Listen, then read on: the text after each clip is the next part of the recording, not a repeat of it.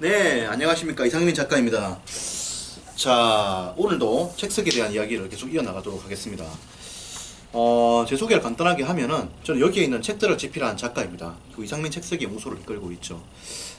저는 대한민국 30대를 대표하는 작가로 불리고 있습니다. 이미 유럽 19개국의 유로존을 통해서 대한민국을 대표하는 30대 청년 작가로 소개가 된 바가 있습니다. 그리고 종합 베스트셀러 5위에 2권의 책이 진입을 했었고, 문화체육관광부 세종도서에 선정이 되었고, 한국출판산업진흥원 우수 컨텐츠 카이스트 도서관 이달의 책 다음 추천도서, SK그룹 추천도서, 그리고 교보문고 비즈프레서 독자 선정 탑10, 국립중앙도서관 사회과학 분야 대출순위 탑10 등의 제 책들이 선정되었죠. 대한민국 30대 중에서 가장 많은 책을 출판한 작가이자 대한민국의 30대를 대표하는 작가로 불리고 있습니다. 현재 12년차 전업 작가입니다. 자, 오늘도 책쓰기에 대한 이야기를 하도록 하죠. 이상민 책쓰기 연구소는 잠실에 있고, 제가 책쓰기 강의를 많이 하고 있습니다.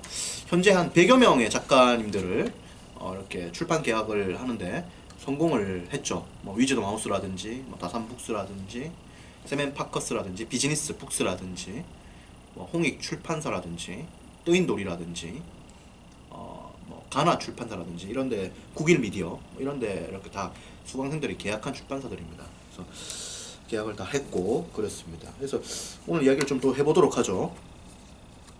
책쓰기에 대한 이야기인데요. 책쓰기는 뭐냐면은, 한마디로 말하면 뭐냐면은 메시지를 전하되 근거 자료를 통해서 내 말의 타당성을 입증하는 게임이 바로 책쓰기입니다. 다시 한 번 더. 메시지를 전하되 근거 자료를 통해서 내 말의 타당성을 입증하는 게임이 바로 책쓰기입니다. 다시 말해서 책쓰기에서 이렇게 공신력이 중요한 거죠. 공신력이. 그러니까 여러분들이 책을 쓸 때 한번 보십시오. 내가 어떤 말을 이렇게 하는 거야 했을 때 사람들은 그 말을 뭡니까? 인정하거나 납득하지 않죠. 이렇게 생각하죠. 이렇게 말을 하면은 사람들은 그 말이 맞나? 이렇게 생각합니다. 그 말이 맞나? 이렇게 생각해요. 안 맞다라고 생각할 수 있다는 거죠. 예를 들어서 이런 말을 합니다. 가정교육이 중요하고 가정교육의 뒷받침이 안 된 상태에서 학교 교육은 좋은 결과를 못 낸다. 이런 말을 하잖아. 그럼 이런 말 하면 독자들은 그런 말을 하지. 무슨 소리 하느냐? 이렇게 이야기합니다. 가정교육이 그럼 안 되면은 학교 교육은 아무 효과도 없다. 이게 무슨 말이냐? 그럼 가정 환경이 엉망인 사람은 학교 공부를 못하고 성공을 못한단 말이냐? 이렇게 대꾸할 수 있죠. 독자들은 다른 생각을 할 수 있습니다. 저자가 하는 말, 작가가 하는 말에 대해서 독자들은 수긍하거나 납득하지 않을 수 있다라는 거죠. 왜? 그 말을 믿을 근거가 없으니까. 그렇기 때문에 근거 자료를 통해서 뭐 해줘야 된다? 독자들을 납득하도록 만들어줘야 돼요. 독자들을 강제로 잡아가지고 설득시키려고 하지 말고 납득을 자연스럽게 될 수 있도록 만들어야 됩니다. 자, 가정교육이 뒷받침 안 되면 학교 교육은 좋은 결과를 못 낸다 라고 한다면 이때 근거 자료를 대줘야 됩니다. 근거 자료를 어떻게 대줘야 되냐, 이렇게 말을 해줘야 된다고. 1960년대 존스 홉킨스 대 사회학과 제임스 콜먼 교수가 무려 4,000개의 학교에서 4,000개 학교 그리고 62만 5천 명의 학생들을 대상으로 조사했다. 몇만 명? 62만 5천 명의 학생으로 조사를 한 결과 학교보다는 가정환경이 성적에 가장 큰 영향을 미치는 요인이라는 결론을 내렸다. 즉 부모의 삶의 태도와 포부, 교육에 대한 열의 등이 자녀에게 절대적이라는 것이다.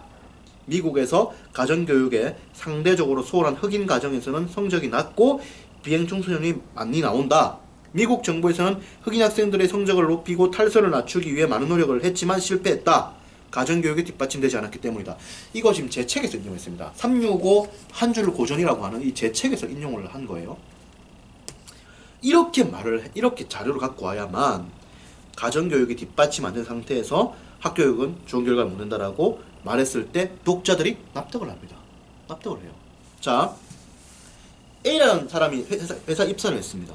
근데 A라는 입사를 하려고 해요. 그때 이제 뭐 이런저런 뭐 입사를 했다고 했을 때 그 친구가 이렇게 말하죠. 나는 되게 열심히 일을 합니다. 이렇게 말하면 사람들이 납득을 못합니다. 이렇게 해야죠. 나는 아침에 몇 시에 일어나가지고 회사에 와서 이러이러한 일들을 했고 이러이러한 일들을 했고 그동안 이러이러한 성과를 냈고 이러이러한 결과를 냈습니다. 이런 식으로 말을 해야 사람들이 납득을 하죠. 납득을 하죠. 내가 대한민국 30대를 대표하는 작가입니다. 이렇게 말하면 사람들이 납득을 못해요. 어떻게 말해야 돼? 내가 대한민국 30대 중에서 가장 많은 책을 출판을 했고 종합베스트셀러 5등에 2권이나 진입을 했고 카이스트에서 대한민국 최고의 공과대학인 카이스트에서 이달의 책으로 인정해 주었고 국립중앙도서관에서 사회과학 분야에서 대출순위 탑10에 올랐고 그리고 뭡니까? 문화체육관광부 세종도서 정부에서 좋은 내용의 책으로 인정해 주었고 한국출판산업진흥원에서 우수 콘텐츠로 인정해 주었고 대한민국 4대 그룹인 SK그룹에서 추천도서로 인정해 주었고 대한민국 포털사이트 다음에서 추천도서로 인정해 주었다. 그러니까 내가 대한민국에서 뭐다? 강한 내공이 있다. 이런 이야기를 해야 사람들이 납득을 하지. 내가 대한민국에서 최고다. 이렇게 말하면 누가 납득을 하냔 말입니다. 못하죠.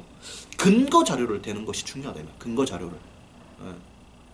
예. 내가 이렇게 해가지고 12년 동안 책을 써와가지고 내 책도 압도적인 결과를 냈고 수강생 책들을 지도한 결과 한 100여 명의 작가들이 나왔고 원고 투고 대비 3년간 85%에서 90%가 출판 계약을 했고 대부분 베스트셀러 작가 되었고 종합 베스트셀러 5등에 진입한 작가가 3명, 문화체육관광부 세종도서에서 선정된 작가가 2명, 그 다음에 해외 수출한 작가가 2명, 분야 베스트셀러 5등 안에 진입한 작가들은 너무 많아서 숫자 결과하기 힘들다.